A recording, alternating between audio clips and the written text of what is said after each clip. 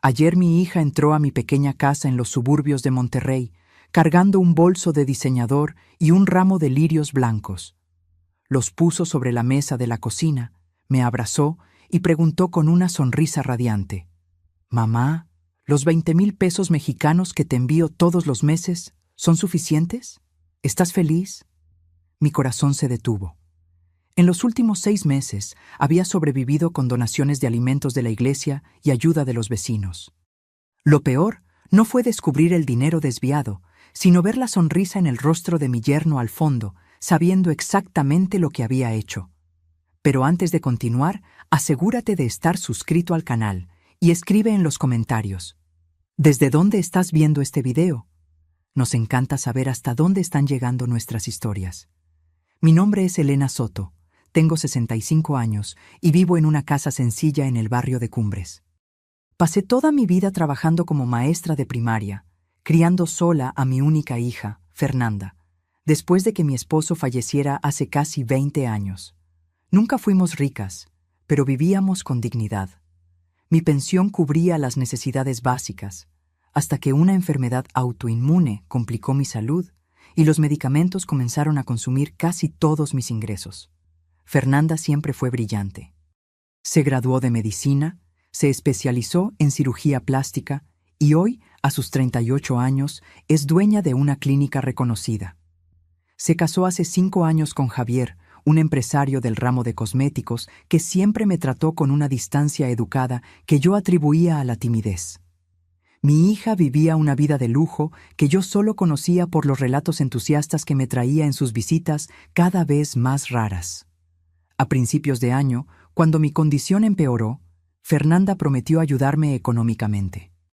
«Mamá, voy a depositar 20,000 pesos mexicanos todos los meses en tu cuenta. No quiero que te preocupes por nada», dijo, abrazándome fuerte. Recuerdo haber llorado de gratitud y alivio.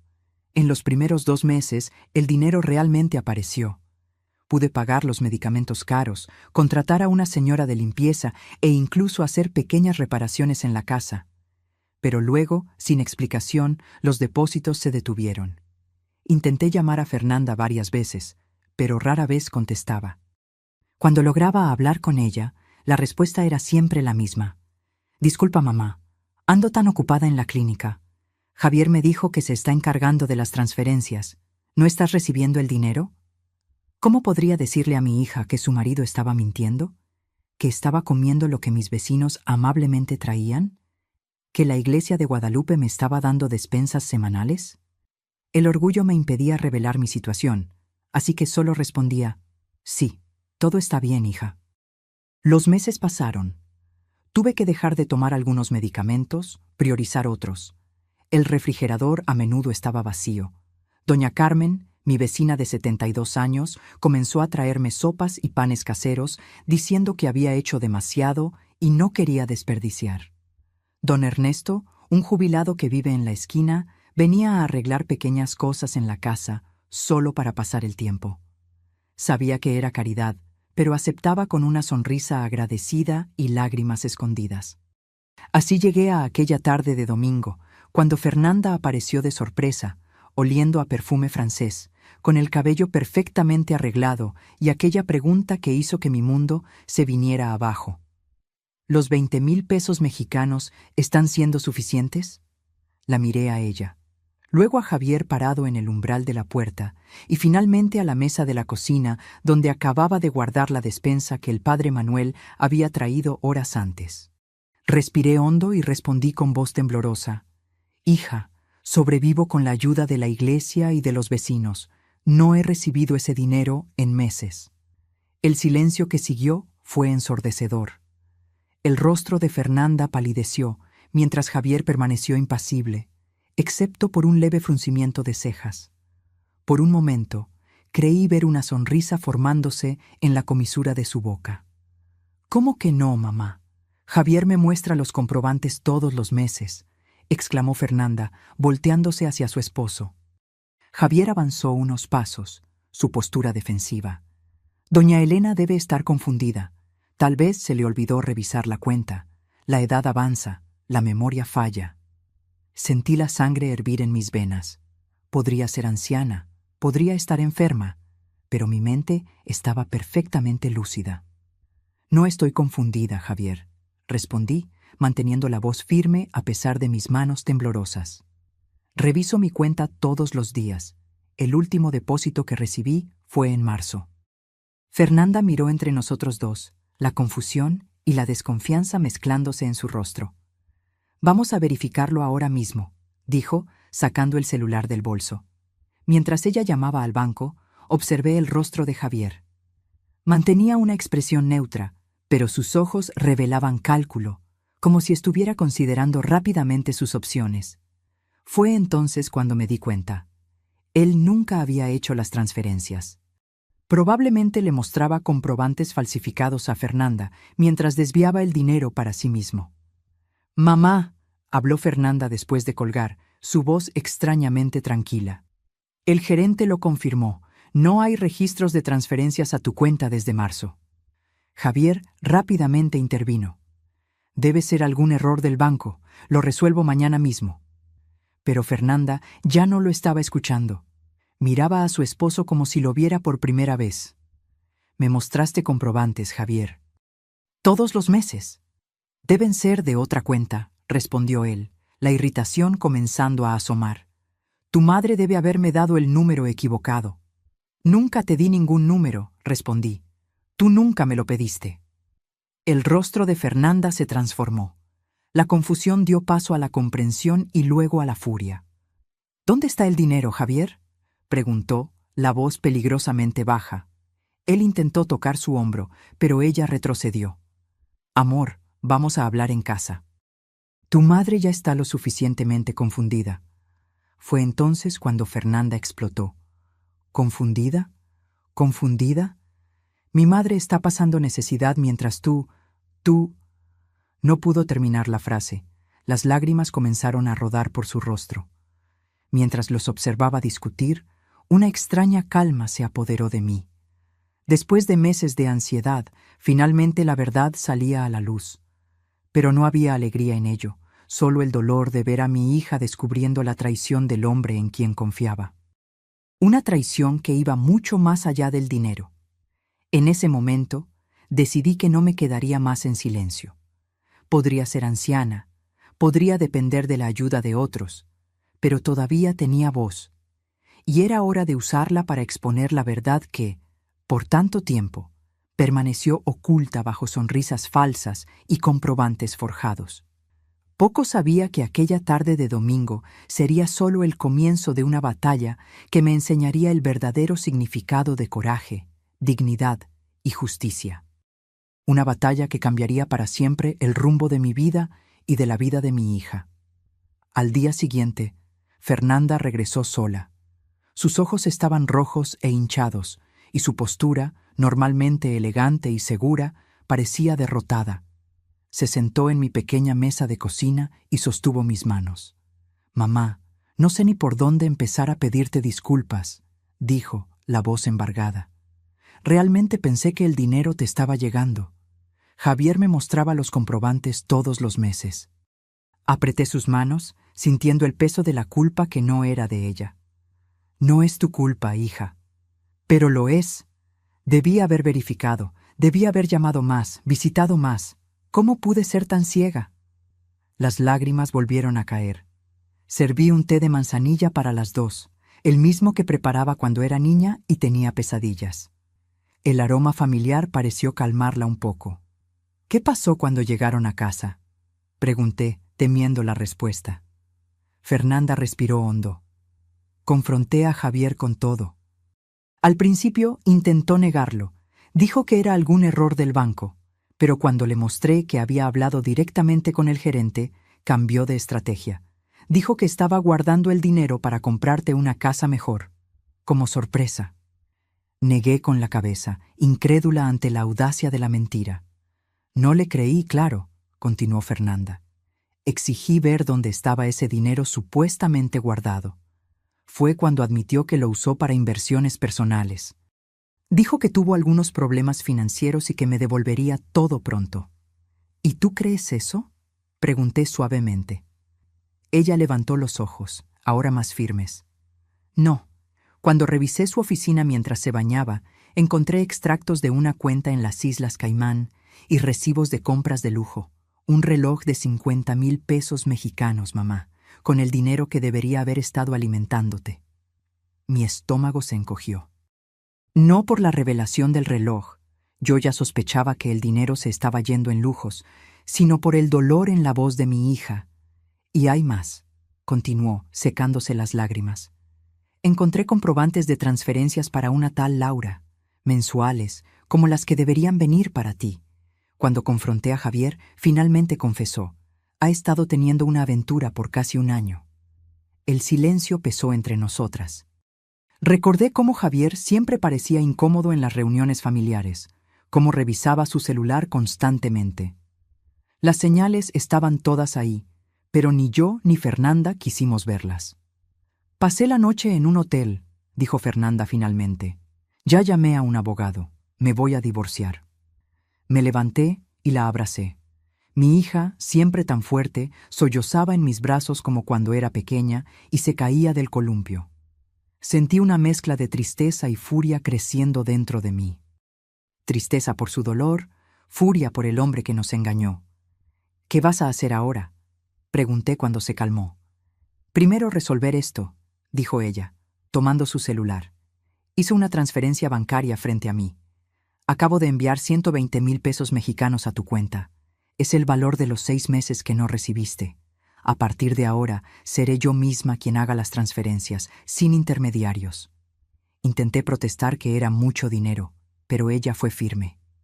Es lo mínimo que puedo hacer, mamá. Vamos a contratar una enfermera para ayudar con tus medicamentos y cuidados. Y voy a empezar a buscarte un apartamento mejor, más cerca de la clínica. Miré alrededor de mi pequeña casa. Era modesta, sí, pero llena de recuerdos. Cada rincón contaba una historia de nuestra vida juntas. No quiero mudarme, hija, dije suavemente. Amo esta casa. Solo quiero poder vivir con dignidad en ella. Fernanda asintió, respetando mi decisión. Entonces vamos a reformarla, hacerla más cómoda y segura. Acepté, sintiendo una ola de gratitud. A pesar de todo, tenía una hija maravillosa que, incluso en medio de su propio dolor, pensaba en mi bienestar. ¿Y qué hay de Javier?, pregunté. Su rostro se endureció. No solo quiero el divorcio, mamá, quiero justicia. Él cometió un crimen contra ti, desvío de dinero, falsificación de documentos. Mi abogado dijo que tenemos un caso sólido, no solo para el divorcio, sino para un proceso criminal. Sentí un escalofrío. ¿Un proceso criminal? ¿Eso no va a ser muy agotador para ti, hija? Probablemente, admitió. Pero no puedo dejar que esto pase. No es solo por el dinero, es por lo que hizo. Dejó a mi madre pasando necesidad mientras mantenía a una amante y compraba relojes de lujo. Su voz se quebró. ¿Cómo pude casarme con un hombre así? Personas como Javier son expertas en ocultar quiénes realmente son, respondí, recordando casos similares entre mis antiguas colegas maestras. No te culpes por haber sido engañada. Pasamos el resto de la tarde planeando los siguientes pasos. Fernanda llamó a su abogado, quien recomendó que yo también contratara un representante legal. Él me indicó a la licenciada Patricia Gómez, especialista en Derecho del Adulto Mayor. 2 días después, estaba en el despacho de la licenciada Patricia Gómez, una mujer de unos 50 años con ojos perspicaces y un aire de eficiencia. Escuchó atentamente mientras relataba todo lo que había sucedido. Doña Elena, dijo al final, lo que hizo su yerno configura delito de fraude y potencialmente violencia patrimonial contra el adulto mayor, que tiene penas agravadas por la Ley de los Derechos de las Personas Adultas Mayores. Tenemos un caso muy fuerte. No quiero causarle más sufrimiento a mi hija, respondí titubeante. Entiendo su preocupación, dijo la abogada amablemente. Pero piense en lo siguiente. Si no hay consecuencias, el señor Javier puede hacer lo mismo con otras personas vulnerables. Además, un proceso puede ayudar a su hija a recuperar parte del dinero en el divorcio. Pensé en los meses de humillación, En las noches en que me quedé despierta preocupada por cómo pagaría los medicamentos del mes siguiente, en las veces que acepté la ayuda de los vecinos sintiéndome una carga, pensé en mi dignidad herida. Sigamos adelante, decidí finalmente. No por venganza, sino por justicia. La licenciada Patricia Gómez sonrió. Lo haremos de la forma correcta.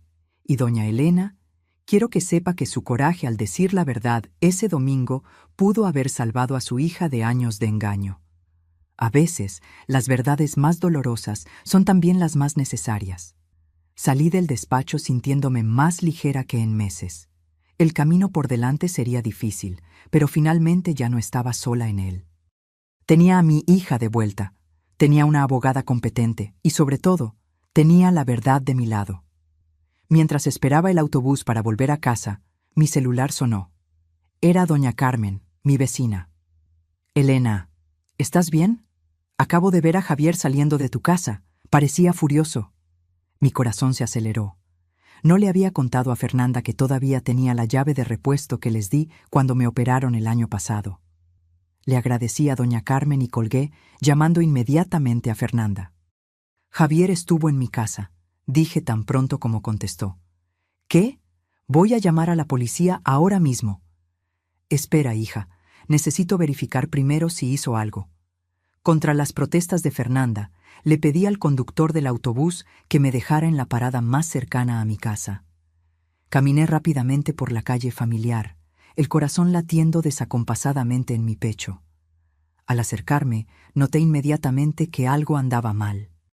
La puerta principal estaba entreabierta, balanceándose ligeramente con la brisa de la tarde. Dudé por un momento, pero la preocupación por lo que podría haber sucedido dentro de mi casa superó el miedo. Empujé la puerta lentamente y entré. Lo que vi hizo que mi sangre se congelara. Mi pequeña sala estaba completamente revuelta.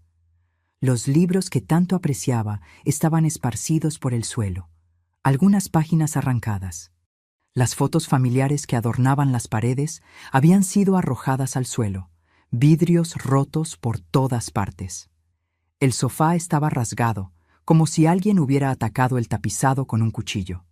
Pero lo peor estaba en la cocina.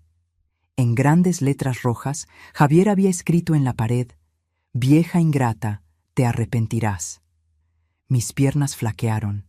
Me senté en la única silla que permanecía intacta, mirando la destrucción a mi alrededor. Lágrimas silenciosas rodaron por mi rostro. No eran solo objetos rotos. Eran recuerdos, pedazos de mi vida esparcidos como si no valieran nada. Llamé a Fernanda con las manos temblorosas. En menos de 20 minutos llegó acompañada de 2 policías. Su rostro palideció al ver el estado de la casa. «Mamá», susurró, abrazándome fuerte. Los policías fotografiaron todo, tomaron mi declaración. «Señora, esto es un delito de amenaza e invasión de domicilio, además de daño a la propiedad», dijo el mayor de ellos. «Recomendamos encarecidamente que presente una denuncia formal y solicite una orden de restricción». Fernanda asintió vehementemente. «Vamos a hacer eso ahora mismo, y tú te vienes a mi casa hoy». Miré alrededor, a lo que quedaba de mi pequeño refugio. «No, hija, si me voy ahora, es como si él hubiera ganado, me quedaré». «Pero mamá, él te amenazó, no es seguro». «Su hija tiene razón, señora», intervino el policía. «Al menos hasta que se le conceda la orden de restricción».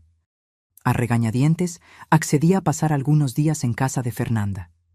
Mientras recogía algo de ropa en el dormitorio, el único cuarto que Javier aparentemente no tuvo tiempo de destrozar, me prometí a mí misma: no dejaría que el miedo me dominara. Aquella amenaza en la pared no sería la última palabra en esta historia. En la estación de policía presentamos la denuncia formal. El comisario, después de escuchar toda la historia, añadió el delito de violencia patrimonial contra el adulto mayor a las acusaciones. «Doña Elena», dijo seriamente, «lo que le pasó es más común de lo que imagina. Muchos adultos mayores sufren abuso financiero de personas cercanas y nunca denuncian por vergüenza o miedo». Sus palabras resonaron profundamente. ¿Cuántas personas de mi edad estarían sufriendo en silencio, como yo sufrí durante meses? ¿Qué puedo hacer además del proceso?, pregunté. Usted ya hizo lo más importante. Habló. Rompió el silencio. Pero si quiere hacer más, existen grupos de apoyo a adultos mayores víctimas de violencia. Su experiencia puede ayudar a otros a encontrar coraje. Esa noche, acostada en el cuarto de huéspedes del apartamento de Fernanda, reflexioné sobre todo lo que había sucedido. En solo 3 días, mi vida había dado un vuelco. El descubrimiento de la traición de Javier, el proceso inminente, mi casa vandalizada. Era como si un huracán hubiera pasado por mí, pero extrañamente, en medio del caos, sentí una claridad que no experimentaba hacía mucho tiempo. Tal vez era porque finalmente la verdad estaba expuesta, o tal vez porque, a mis 65 años, estaba finalmente reaprendiendo a luchar por mis derechos. En la oscuridad del cuarto, me hice una promesa a mí misma. Transformaría aquella experiencia dolorosa en algo significativo. No solo para mí y para Fernanda, sino para todos los adultos mayores que, como yo, ya fueron silenciados y explotados por aquellos que deberían protegerlos. La batalla apenas estaba comenzando, pero por primera vez en meses no me sentía derrotada, me sentía lista para luchar.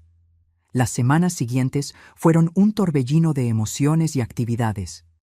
Fernanda insistió en que continuara en su casa hasta que la mía fuera completamente restaurada y se instalara un sistema de seguridad. Mientras tanto, los procesos judiciales comenzaron a tomar forma. La licenciada Patricia Gómez, mi abogada, se transformó en una aliada acérrima.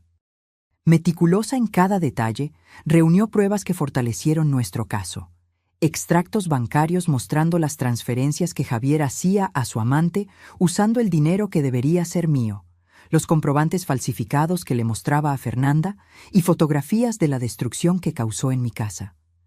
Doña Elena, cada detalle cuenta, explicó ella durante una de nuestras reuniones. Estamos construyendo no solo un caso de fraude, sino también de violencia patrimonial contra el adulto mayor y daños morales. Quiero que el juez vea exactamente por lo que usted pasó. El divorcio de Fernanda corría paralelamente a mi proceso. Su abogado, el licenciado Paulo, trabajaba en coordinación con la licenciada Patricia Gómez para garantizar que las evidencias de una acción fortalecieran la otra. Con cada nuevo descubrimiento sobre las actividades de Javier, el escenario se volvía más sombrío. «Mamá, descubrimos que también estaba desviando dinero de la clínica», reveló Fernanda un día, el cansancio evidente en su rostro. Pequeñas cantidades de varios pacientes, de forma que yo no lo notara. Pero sumando todo, son más de 300,000 pesos mexicanos en 2 años. La noticia me conmocionó, pero no me sorprendió. Javier había demostrado ser capaz de cualquier cosa por dinero. Ahora lo están investigando por fraude empresarial, continuó ella. Varios pacientes fueron contactados y están furiosos. Mi reputación profesional está en riesgo, mamá. La abracé, sintiendo su cuerpo temblar con lágrimas contenidas. Eres una médica excelente, hija. Tus pacientes lo saben. Cuando todo esto pase, tu clínica será aún más fuerte porque estará basada en la honestidad. Fernanda asintió, secándose las lágrimas. En los últimos tiempos, nuestros roles se habían invertido sutilmente. Ahora era yo quien la consolaba, quien ofrecía fuerza cuando la de ella parecía fallar. La orden de restricción contra Javier fue concedida rápidamente, prohibiéndole acercarse a mí o a Fernanda a menos de 200 metros. Pero eso no significaba que estuviéramos seguras de su influencia. Una tarde, mientras Fernanda estaba en la clínica, recibí una llamada de un número desconocido. Contesté titubeante. ¿Doña Elena? Una voz femenina, joven y nerviosa, sonó del otro lado. Sí, ¿quién habla? Mi nombre es Laura. Yo soy la mujer con la que Javier estaba saliendo. Sentí mi cuerpo tensarse. ¿La amante llamándome a mí? ¿Qué podría querer? Mire, sé que debe odiarme, pero necesito contarle algunas cosas sobre Javier, cosas que usted y su hija necesitan saber. Concerté una cita con ella en un café cercano al apartamento de Fernanda, informando a mi abogada antes. La licenciada Patricia Gómez insistió en acompañarme, preocupada de que pudiera ser una trampa de Javier. Laura era mucho más joven de lo que imaginé, tal vez 30 años, con cabello rubio y una apariencia de quien no dormía hacía días. Sus dedos tamborileaban nerviosamente en la taza de café mientras hablaba. Conocí a Javier en un evento de cosméticos hace un año. Me dijo que estaba casado, pero que el matrimonio estaba terminando, que su esposa era fría y obsesionada con el trabajo, comenzó ella. Soy representante de una marca de productos de belleza y él sugirió una sociedad comercial que evolucionó a una relación. Hizo una pausa, visiblemente incómoda. Al principio era atento, generoso. Me enviaba flores, regalos caros, dinero. Dijo que estaba ahorrando para que empezáramos una vida juntos tan pronto como saliera el divorcio. Yo le creí. Su voz se quebró. Pero luego comencé a notar cosas extrañas. Siempre necesitaba dinero prestado, a pesar de parecer rico. Tenía ataques de furia cuando yo cuestionaba algo. Y una vez, borracho, se jactó de lo fácil que era manipular a mujeres tontas, como su suegra y su esposa. La licenciada Patricia Gómez se inclinó hacia adelante. Laura, ¿estarías dispuesta a testificar esto en juicio? La joven dudó, luego asintió. Sí, lo estoy. Porque hay más. Hace 2 semanas, después de que su hija lo confrontó sobre el dinero, él vino a mi apartamento, trastornado. Dijo que iba a darle un susto a la vieja para que retirara las acusaciones. Intenté calmarlo, pero estaba fuera de sí. Al día siguiente, supe por la televisión lo que le había hecho a su casa. Me miró directamente. Lo siento mucho, doña Elena. Debí haberlas alertado. ¿Tienes alguna prueba de esas amenazas?, preguntó la licenciada Patricia Gómez. Laura revolvió en su bolso y sacó una pequeña grabadora. Tengo. Comencé a grabar nuestras conversaciones hace algunos meses, cuando me di cuenta de que algo andaba muy mal. Al principio era para protegerme, pero creo que ahora puede ayudarlas a ustedes también. Escuchamos fragmentos de varias grabaciones. La voz de Javier, que yo conocía como siempre educada y controlada, sonaba irreconocible, agresiva, amenazadora, describiendo en detalle cómo planeaba asustarme para que desistiera del proceso, cómo estaba escondiendo dinero en cuentas offshore para que Fernanda no pudiera reclamar en el divorcio, cómo había falsificado firmas de pacientes para desviar fondos de la clínica. La licenciada Patricia Gómez apenas podía contener su excitación profesional. Esto cambia todo. Con estas pruebas podemos solicitar su prisión preventiva por riesgo a la integridad física de testigos. Miré a Laura, que ahora lloraba silenciosamente. ¿Por qué nos estás ayudando? Podrías simplemente haber desaparecido de la historia. Ella levantó los ojos rojos. Porque cuando vi en la televisión lo que le hizo a su casa, me di cuenta de que estaba involucrada con un monstruo. Y porque también soy hija de una madre que crió 3 hijos sola, trabajando como limpiadora. Si alguien le hiciera a ella lo que Javier le hizo a usted, su voz se quebró. Nunca me perdonaría si algo peor sucediera y yo no hubiera intentado impedirlo. Al salir del café, sentí una extraña mezcla de gratitud y pena por aquella joven. Ella también había sido manipulada, usada como pieza en el juego de Javier. Vamos a incluirla como testigo clave, dijo la licenciada Patricia Gómez mientras caminábamos, y enviar las grabaciones inmediatamente al fiscal. Con esto, doña Elena, nuestras posibilidades acaban de aumentar exponencialmente. Esa noche le conté todo a Fernanda. Su reacción inicial fue de rabia, contra Laura, contra Javier, contra el mundo que parecía conspirar para destruir todo lo que ella había construido. Pero a medida que escuchábamos juntas las grabaciones, la rabia dio paso a una determinación fría. «Él no va a salirse con la suya, mamá», dijo, la voz firme. «Ni por lo que te hizo, ni por lo que me hizo a mí, ni por lo que les hizo a mis pacientes. Iremos hasta el final». Esa noche, acostada en la cama, reflexioné sobre cómo la verdad se había desarrollado de maneras que yo jamás podría prever. Lo que comenzó con una simple pregunta: ¿los 20,000 pesos mexicanos están siendo suficientes?, había revelado una telaraña de mentiras mucho mayor y más compleja de lo que imaginaba. Dormí con una certeza. Por más doloroso que fuera enfrentar la verdad, era infinitamente mejor que vivir a la sombra de las mentiras. 2 semanas después, recibí una llamada de la licenciada Patricia Gómez. Su voz desbordaba entusiasmo. «Doña Elena, lo logramos. El juez decretó la prisión preventiva de Javier. Las grabaciones de Laura y las pruebas de amenaza fueron decisivas». Sentí una mezcla de alivio y aprensión. Por un lado, Javier ya no podría amenazarnos. Por otro, la situación acababa de volverse aún más real y seria. «¿Cuándo sucede eso?», pregunté. «Ya fue detenido esta mañana, en su oficina. Por lo que supe, no ofreció resistencia, pero estaba furioso». Mientras absorbía la noticia, el teléfono de casa sonó. Era Fernanda. «Mamá, ¿te enteraste? Javier fue arrestado». Su voz oscilaba entre el alivio y el shock. «Estoy de camino a tu casa. Necesitamos hablar». En menos de media hora, Fernanda llegó. Apenas entró, se desplomó en el sofá, exhausta. «No te imaginas el caos en la clínica, mamá. Periodistas llamando, pacientes preocupados. La noticia se propagó como fuego». Suspiró, pasándose las manos por el rostro. «El socio minoritario de Javier en la empresa de cosméticos me llamó. Parece que Javier también estaba usando dinero de la empresa. Todos están en pánico». Puse una taza de té frente a ella y me senté a su lado. «¿Cómo te sientes con todo esto?». Fernanda fijó la mirada en la taza humeante, aliviada de que ya no pueda amenazarnos, pero avergonzada, humillada. ¿Cómo no me di cuenta del tipo de hombre con el que estaba casada? ¿Cómo permití que te hiciera esto? Hija, personas como Javier son maestros en esconder quiénes realmente son.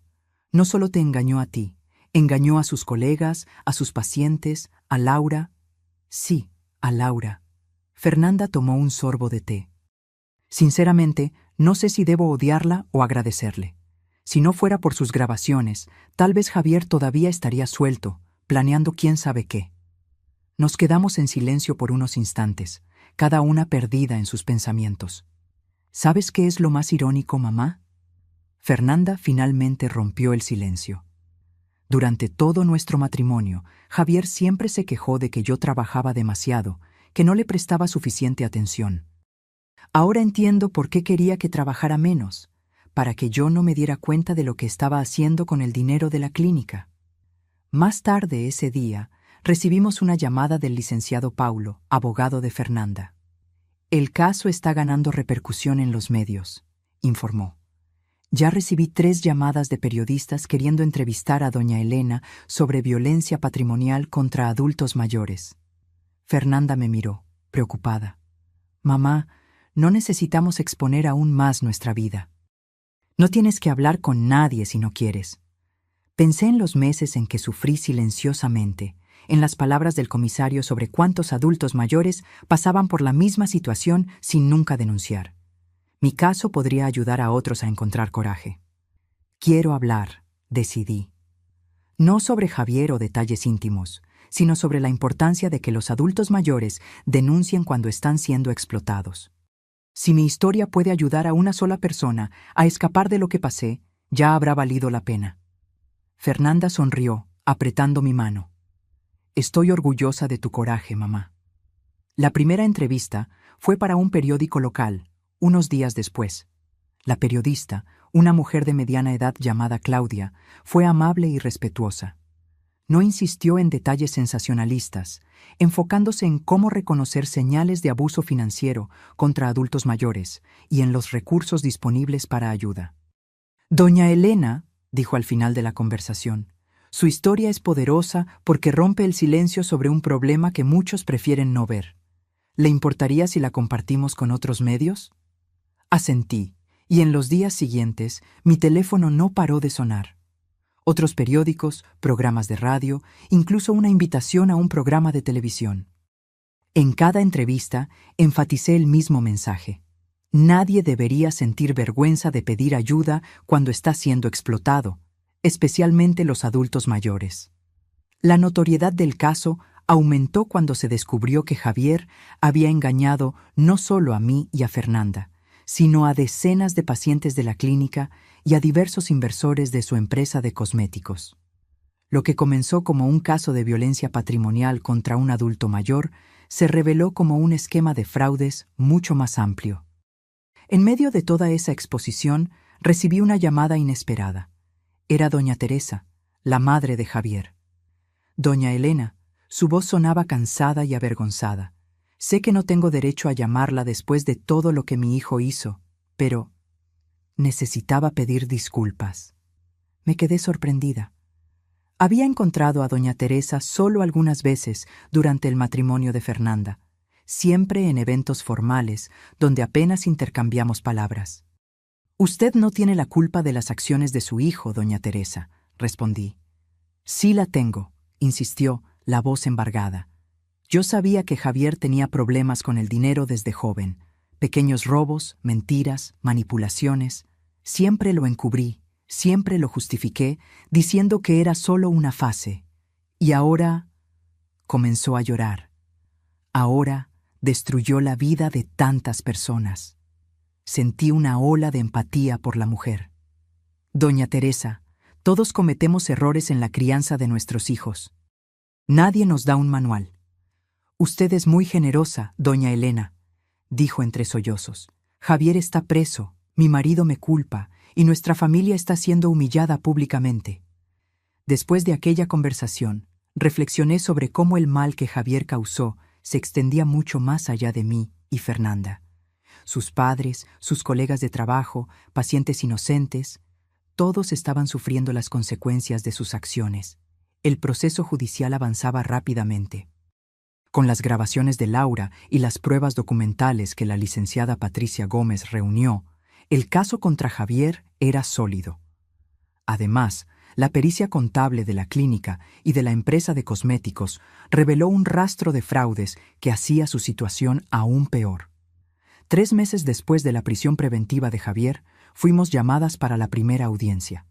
Entrar al tribunal fue intimidante. Nunca había estado en un ambiente así, con su formalismo solemne y procedimientos rígidos. Fernanda sostuvo mi mano todo el tiempo, su rostro una máscara de determinación. Javier fue traído esposado, vistiendo un uniforme de presidio que parecía demasiado grande para su cuerpo, ahora visiblemente más delgado. Nuestras miradas se cruzaron brevemente. No vi arrepentimiento en sus ojos, solo una fría hostilidad. Desvió la mirada rápidamente, enfocándose en su abogado. La audiencia fue técnica, con los abogados presentando argumentos y el juez haciendo preguntas ocasionales. Javier permaneció en silencio la mayor parte del tiempo, hablando solo cuando se le preguntaba directamente. Al final, el juez determinó que continuaría preso durante el juicio, citando el riesgo de fuga y la gravedad de los delitos de los que era acusado. La próxima audiencia fue marcada para dentro de un mes. Fue solo el comienzo, explicó la licenciada Patricia Gómez mientras salíamos del tribunal. Pero estamos en el camino correcto. El juez parece entender la seriedad de los crímenes. En los días que siguieron, volví a la rutina de cuidar mi casa, ahora completamente reformada gracias a la ayuda de Fernanda. Las paredes habían sido pintadas, el mobiliario restaurado o sustituido. Ya no había rastros visibles de la invasión de Javier, pero yo todavía cargaba las marcas invisibles de aquella experiencia. En una tarde particularmente difícil, cuando la ansiedad sobre el próximo encuentro en el tribunal me consumía, recibí una visita inesperada. Era don Ernesto, mi vecino que tantas veces me ayudó con pequeñas reparaciones durante los meses difíciles. «Doña Elena», dijo tímidamente en la puerta, «usted ha salido bastante en el periódico y en la televisión. Todos en el barrio están comentando sobre su coraje». Lo invité a entrar y serví café. Conversamos sobre trivialidades hasta que finalmente reveló el verdadero motivo de su visita. «Sabe, doña Elena, cuando usted comenzó a hablar sobre violencia contra adultos mayores, eso me hizo pensar, mi hermana mayor, Lourdes, ella vive con su hijo, y creo que él, creo que está haciendo algo parecido a lo que le hicieron a usted. Él controla todo su dinero, Nunca la deja salir sola, y cuando la visité el mes pasado, ella parecía tan flaca, tan triste. Mi corazón se apretó. ¿Usted ya intentó conversar con ella sobre eso? Él negó con la cabeza. Intenté, pero ella lo niega. Dice que todo está bien, que el hijo la cuida bien, pero yo veo en sus ojos, ¿sabe? El mismo miedo que vi en los suyos antes de que usted denunciara a su yerno. Tomé un papel y anoté el número de la licenciada Patricia Gómez y del comisario que me había atendido. Don Ernesto, dele estos contactos a su hermana. Aunque no los use ahora, al menos sabrá que tiene opciones. Él agradeció, emocionado, y me abrazó antes de irse. Aquella conversación me hizo dar cuenta de que mi historia estaba teniendo un impacto real. Las personas estaban comenzando a reconocer señales de abuso que antes ignoraban o normalizaban. Inspirada por eso, llamé a la licenciada Patricia Gómez al día siguiente. Doctora, quiero hacer algo más. No solo procesar a Javier, sino ayudar a otros adultos mayores que están pasando por lo que yo pasé. ¿Qué tiene en mente, doña Elena? ¿Tal vez un grupo de apoyo? Un lugar donde los adultos mayores puedan hablar sobre sus experiencias y recibir orientación jurídica. Sé que no tengo formación para eso, pero tengo la experiencia y la voluntad de ayudar. Hubo una pausa al otro lado de la línea. Doña Elena, esa es una idea maravillosa. De hecho, tengo una amiga que trabaja en el Centro de Referencia del Adulto Mayor. Puedo hablar con ella sobre una asociación. Usted sería una portavoz poderosa. En la semana siguiente, visité el Centro de Referencia del Adulto Mayor y conocí a Laura, amiga de la licenciada Patricia Gómez y coordinadora del lugar. Ella me recibió entusiastamente, mostrándome las instalaciones y explicando los servicios que ya ofrecían. Doña Elena, su propuesta de un grupo de apoyo específico para víctimas de violencia patrimonial es exactamente lo que necesitábamos. Tenemos muchos adultos mayores que sufren en silencio, sin saber que lo que están pasando es un delito. Comenzamos a planear el grupo, que se llamaría Dignidad en la Tercera Edad. Yo me encargaría de compartir mi experiencia y ofrecer apoyo emocional, mientras que profesionales como la licenciada Patricia Gómez darían orientación jurídica gratuita. En el mismo periodo, Fernanda también pasó por transformaciones significativas. La clínica, que inicialmente sufrió con la repercusión del caso, poco a poco recuperaba la confianza de los pacientes. Implementó nuevos controles financieros, transparencia total en los procedimientos y precios, e incluso comenzó un programa de cirugías gratuitas para víctimas de violencia doméstica. Es mi forma de compensar el mal que Javier hizo usando el nombre de la clínica, me explicó. Nuestra relación, que ya era buena, se fortaleció aún más durante este periodo difícil. Fernanda pasaba casi todos los días en mi casa, a veces solo para tomar un café y conversar. En una de esas visitas, sacó un tema que venía evitando. «Mamá, ¿crees que algún día vas a poder perdonar a Javier por lo que hizo?» La pregunta me tomó por sorpresa. Pensé en los meses de sufrimiento, en la humillación, en el miedo, en mi casa destruida. «No sé si perdón es la palabra correcta, hija», respondí finalmente. «No le deseo el mal. De hecho, espero que se recupere, entienda sus errores y cambie. Pero no puedo borrar lo que pasó ni fingir que no me afectó profundamente». Fernanda asintió, pensativa. «Yo todavía tengo tanta rabia. A veces me despierto en medio de la noche pensando en todas las mentiras, en cómo usó mi amor y mi confianza para herir a la persona más importante de mi vida. La rabia es natural, hija. Solo no dejes que te consuma. Javier ya nos quitó demasiado.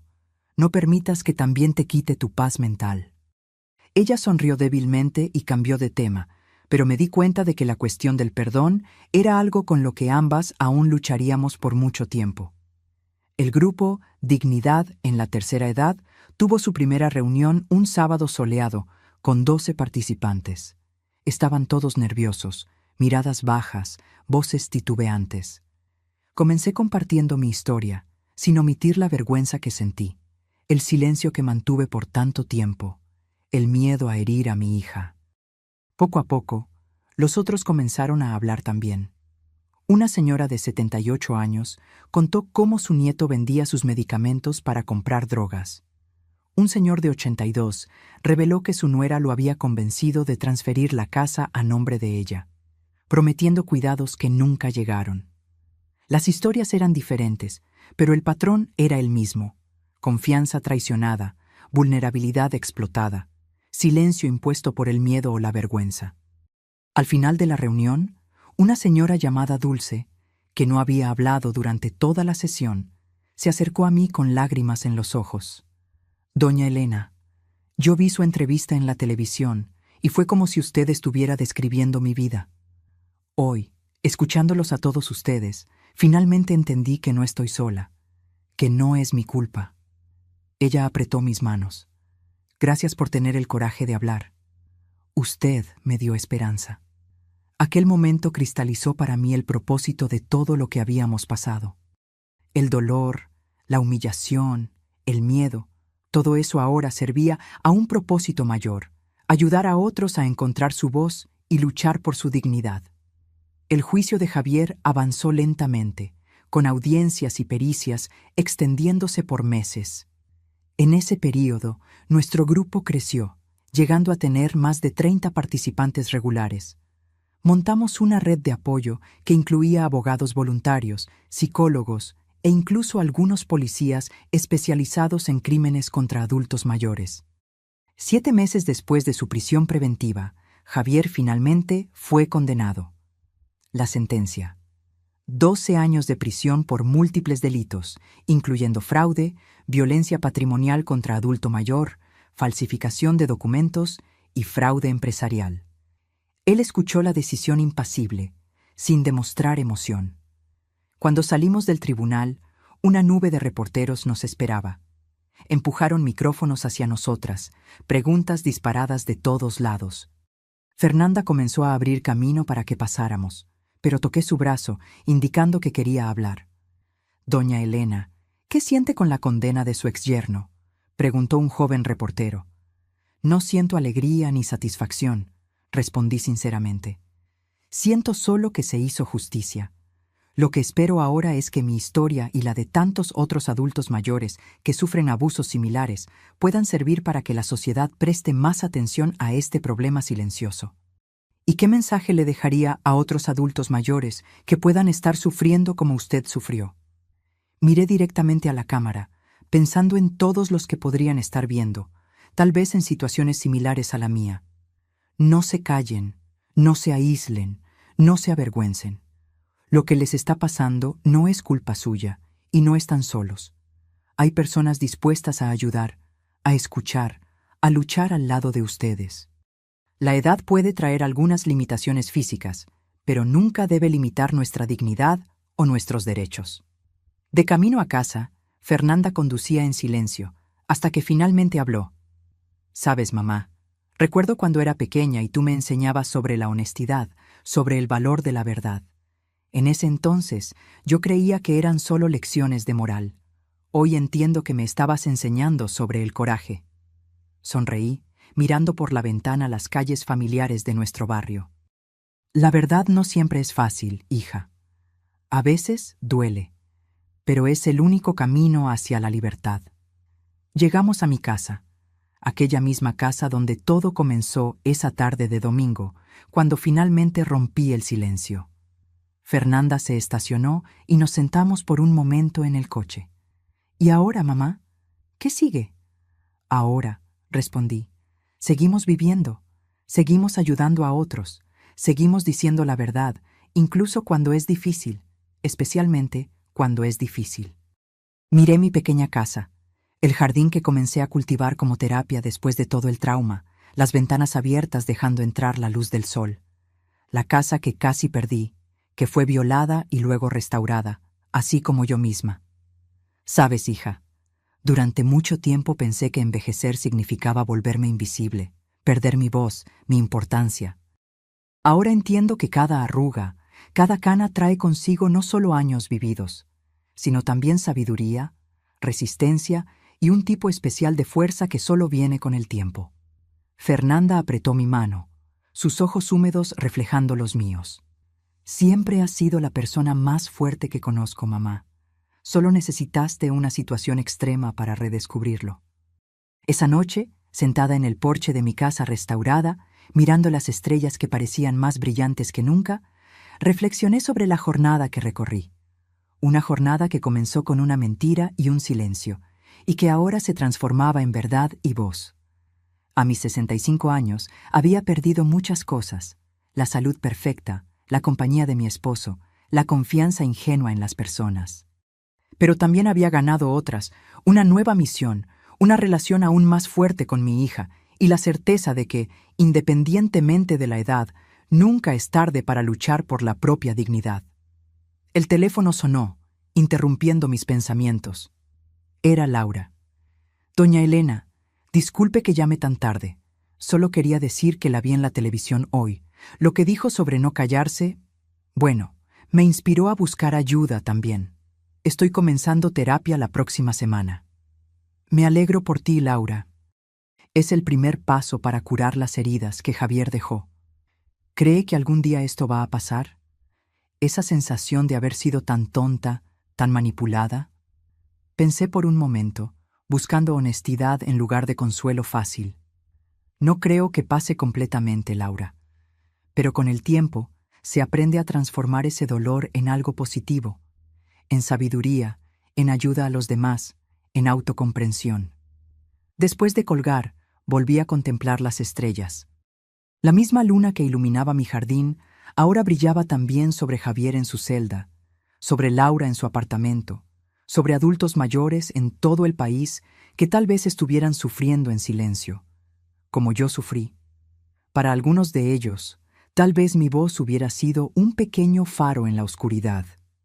Y eso, más que cualquier venganza o compensación financiera, era la mayor victoria que yo podría haber conquistado. Ahora, si te gustó esta historia, haz clic en suscribirse y dime en los comentarios, ¿qué parte te dejó con la boca abierta? Y no olvides hacerte miembro para tener acceso a videos exclusivos que no publico aquí. Te espero allá.